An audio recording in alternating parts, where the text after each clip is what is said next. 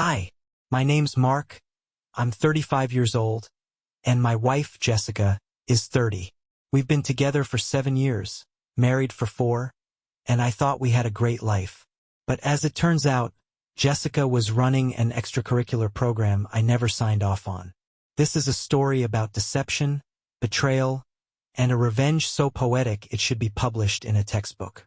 But first, let's rewind a few weeks so you can experience everything just like I did. Jessica started her tutoring side hustle about 6 months ago. I didn't think much of it at first. She said she wanted extra income, and I thought, great, maybe we can finally go on that trip to Hawaii. Oh, Hawaii never happened. Instead, what happened was my house slowly turning into an unlicensed international hostel. At first, her students would show up one at a time. I remember the first guy. His name was Luca, a 6 feet 3 inches Italian dude who looked like he bench pressed small sedans in his free time. He's struggling with verb tenses, Jessica said, smiling. English is really tough for him, right? I nodded and pretended that made sense, even though I had literally heard Luca ordering a caramel macchiato with perfect pronunciation the day before. Then there was Andrei from Russia, a guy who looked like he should be running security for a high-profile mob boss, not struggling to pronounce the word apple, and Carlos from Brazil, who, by the way, once showed up wearing nothing but gym shorts and a smirk. Apparently, learning English required maximum comfort. I made a joke about how she should mix in some female students for diversity, and she laughed it off like I was the one being weird. "You're so paranoid," she said, kissing me on the cheek.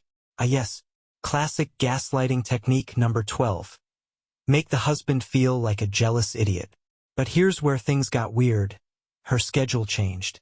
First, she had 1 session per day. Then it became 2.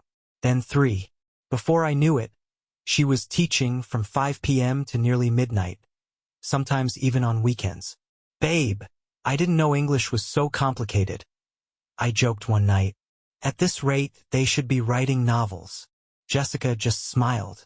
"You wouldn't understand, Mark. They need a lot of one-on-one attention." Yeah, one-on-one. Except sometimes 5-on-1. But I didn't know that yet. Then came the locked doors. Jessica had always kept the house open. But suddenly, our bedroom door was locked during nap breaks between lessons, and I wasn't allowed to enter her home office when she was teaching. "Privacy, babe," she said. "My students feel more comfortable that way." I blinked at her. Privacy? In our house? What, were they learning English naked? And yet, I let it go. Because when you trust someone, you tell yourself stories to ignore the obvious. But that trust was about to shatter. Because one night, I found something that didn't belong to either of us. And that's when everything started unraveling. What's worse than catching your wife cheating? Finding undeniable proof and still wanting to believe you're wrong. It all started with a shirt. Not my shirt. Not Jessica's. A men's shirt, 2 sizes too big for me, smelling like sweat, cheap cologne, and regret. I found it while doing laundry because, fun fact, cheating wives still expect their husbands to wash their lovers' clothes. Now, let's break this down like a detective. It wasn't mine. I wear medium. This was XXL. It wasn't Jessica's. She likes to steal my hoodies, but not oversized men's button-downs that smell like a locker room. It had a name tag. Luca. Yeah. Luca. As in Luca, the struggling Italian student. So, naturally, like any rational husband who desperately doesn't want to believe his wife is hosting international playdates, I went to ask her about it. I walked into the kitchen, held up the shirt, and said, "Jessica, explain this." She looked at it for half a second and then laughed. Laughed, like I had just asked her if she secretly worked for the CIA. "Oh my God, Mark, you're ridiculous," she said, taking it from me. "Luca left that here after a lesson. He got all sweaty and changed shirts before he left. It's not a big deal." Now let's pause. Why was Luca sweating so much? Were they running English drills? Practicing the alphabet in an unventilated sauna? Why would he change shirts but leave his sweaty one behind? Who forgets their own clothing in their teacher's house? Why did she say it's not a big deal? before I even accused her of anything. But did I connect the dots right then? Nope. Because when you love someone, you want to believe them. You want to believe your wife isn't running an international exchange program with benefits. So I swallowed my doubt and let it go. For now. A few nights later, I came home late from work. Jessica was teaching a student upstairs. I could hear low voices and muffled laughter. I walked into the guest bathroom to wash my hands. And then I saw it. The trash can. Overflowing. With evidence. Let's just say, there were certain items in that bin that don't belong in an English tutoring session. Items that, unless Jessica was running a very progressive language course, had absolutely no reason to be there. I stood there, staring at the trash can, my stomach sinking into the depths of hell. And yet, somehow I still tried to justify it. Maybe she's using them for something else. Like what, Mark? Balloon animals? Maybe they're old. Then why were they on top of fresh tissues? Maybe no. No more maybes. This was it. Undeniable proof.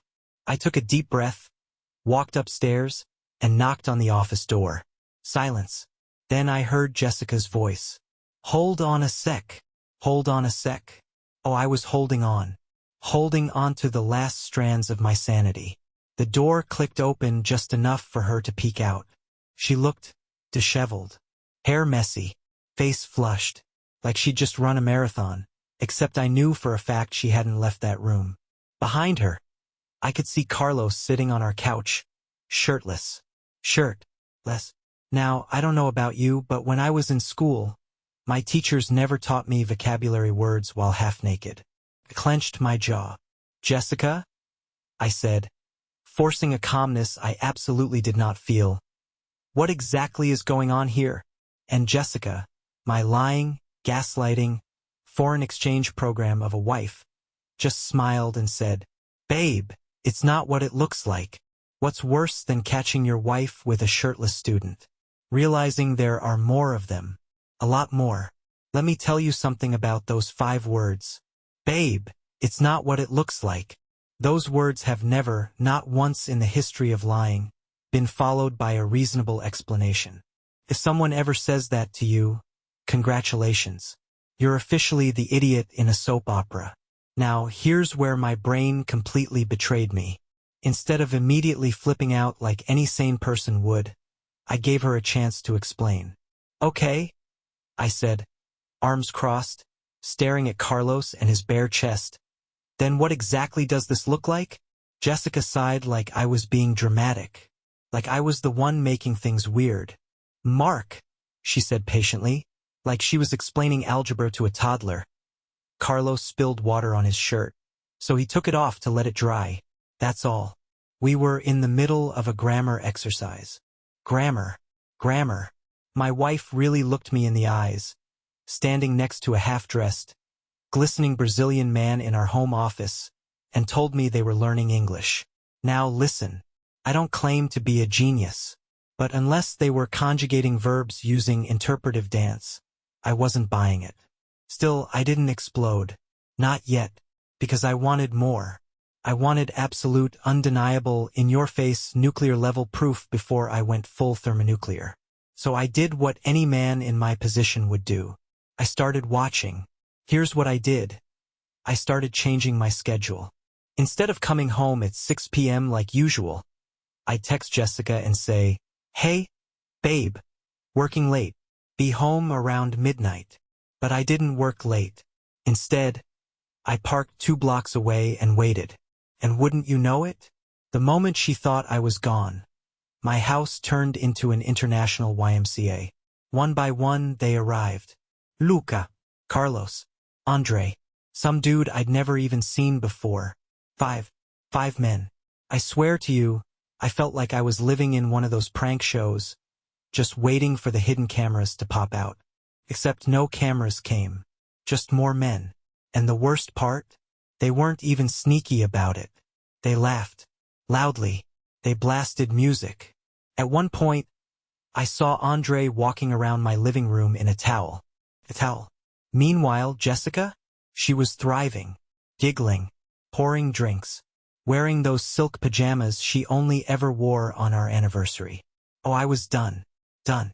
I gripped the steering wheel, my heartbeat thundering in my ears, rage bubbling like a volcano ready to wipe out an entire civilization. But I didn't march in right then and there, because that would be too easy. No, I needed revenge. And it had to be legendary. What's worse than getting caught cheating? Getting caught in 4K, with an audience you'll never recover from. Here's the thing about catching someone cheating. It's never just about catching them. If I had walked in right then, kicked down the door like some action hero and started throwing punches, sure, it would have been satisfying. But then what? Jessica would have denied everything. Told me I was overreacting. Maybe even flipped it on me. Claimed I was being controlling, jealous, paranoid. No, I needed something better. Something undeniable.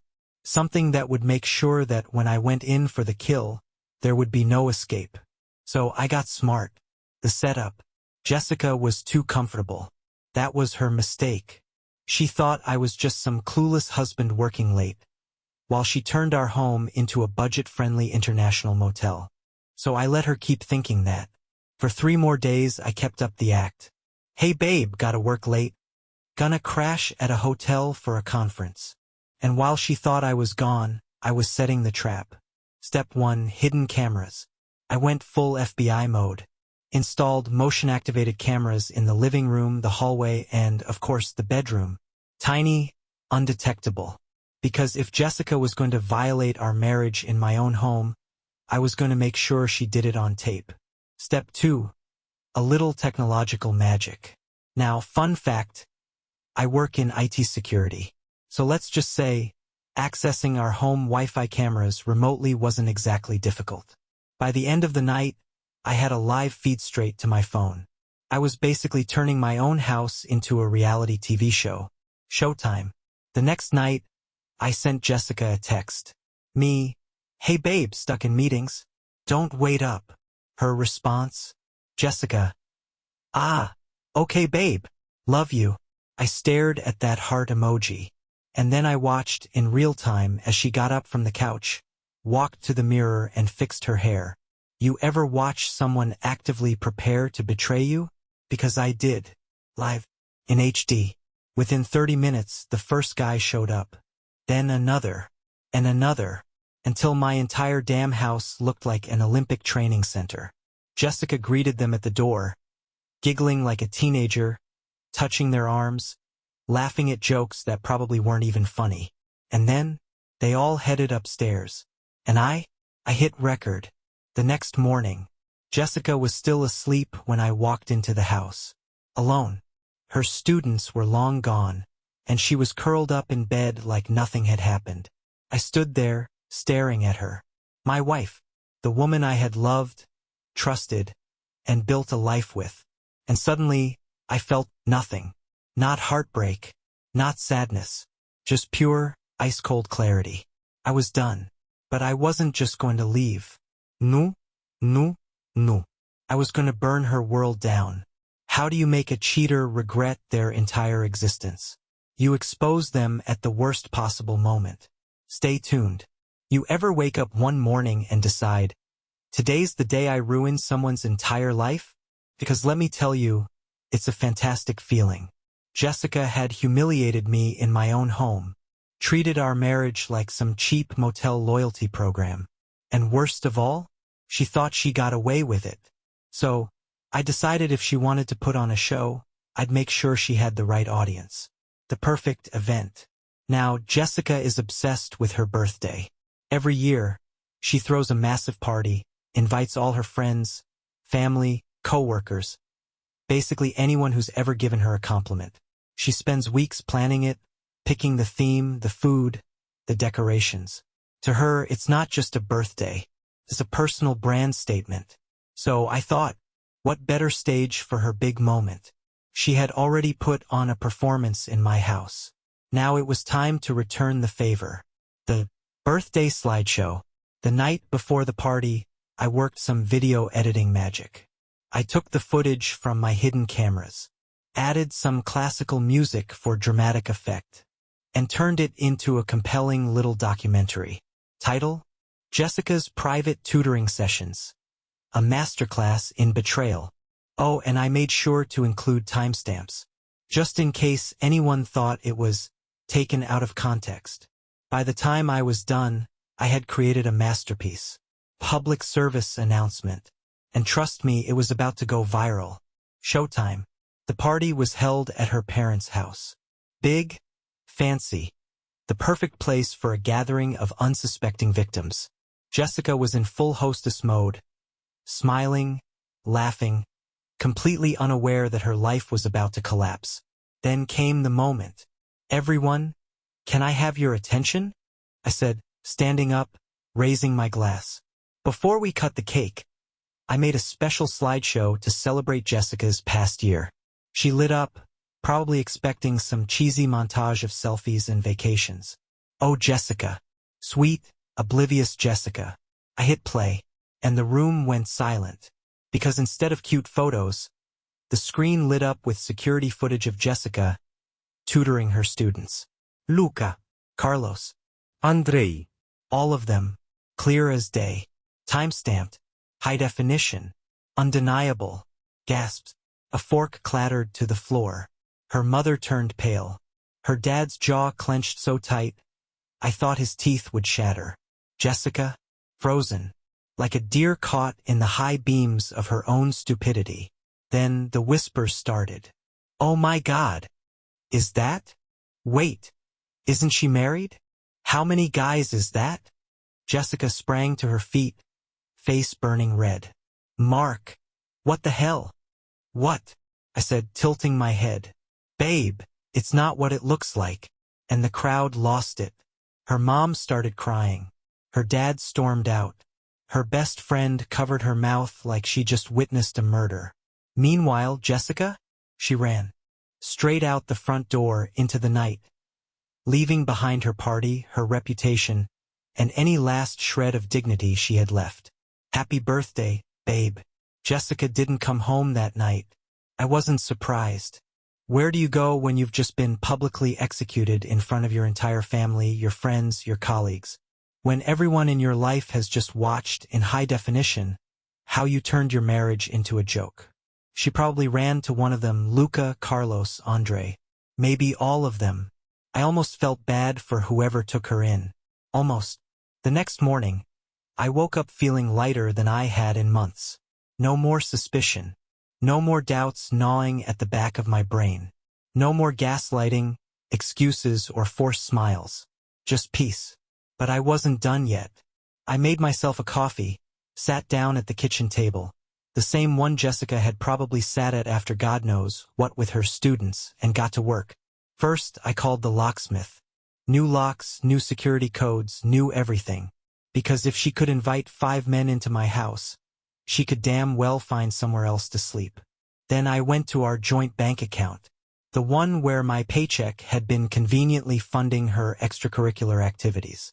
I moved every last cent into my personal account, left her with exactly $1.37, just enough for a sad gas station coffee.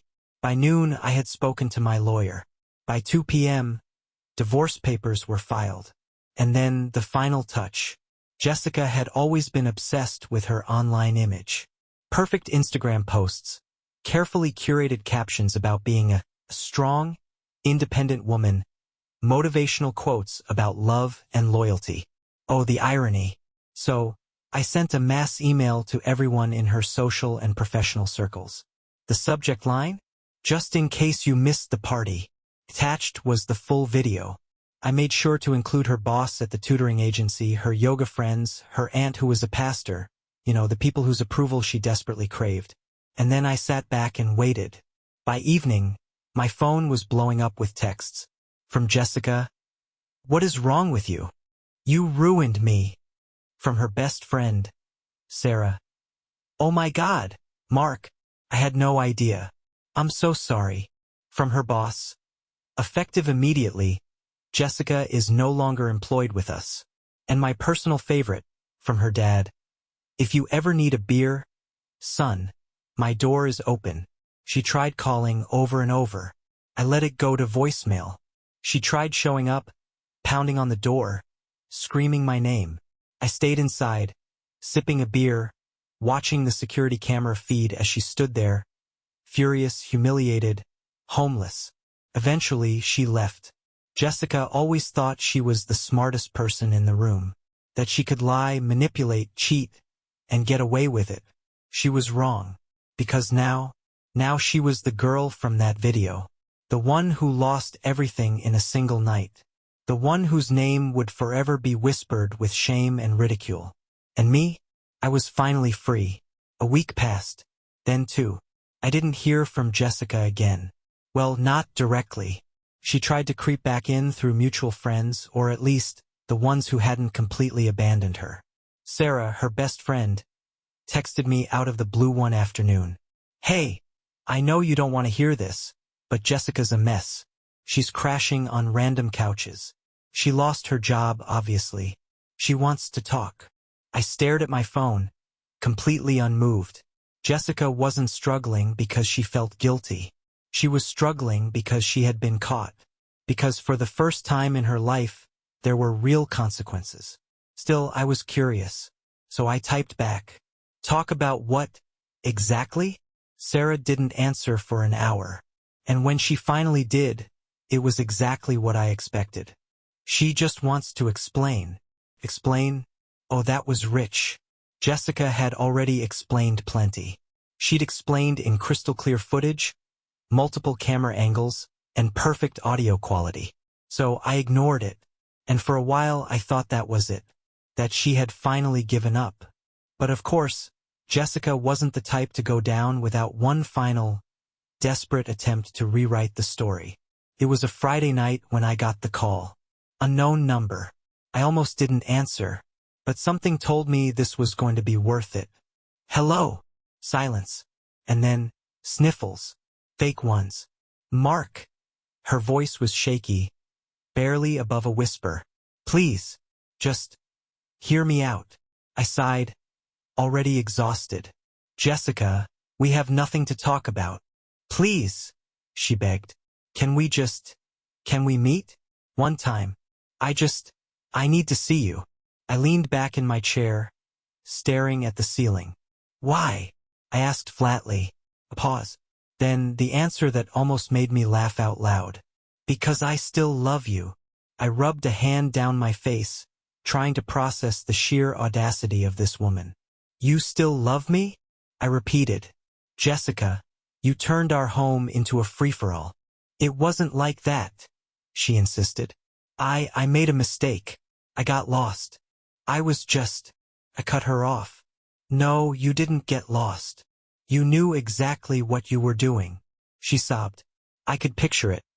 Her crocodile tears, her lip trembling, her big innocent eyes that used to work on me. But not anymore. I just want to fix things, she whispered. Please, just give me a chance. And that's when it hit me. Jessica thought this was a movie. She thought if she cried enough, begged enough, if she played the role of the remorseful wife, she'd get a dramatic, heartfelt reconciliation. She actually thought she could talk her way out of this. I exhaled slowly. Jessica, listen to me carefully. She held her breath, waiting, hopeful. There is a better chance of me winning the lottery twice in one day than ever taking you back. Silence. Then the mask slipped. Wow, she spat. The broken little girl act evaporated. You're really going to be this heartless? I smiled.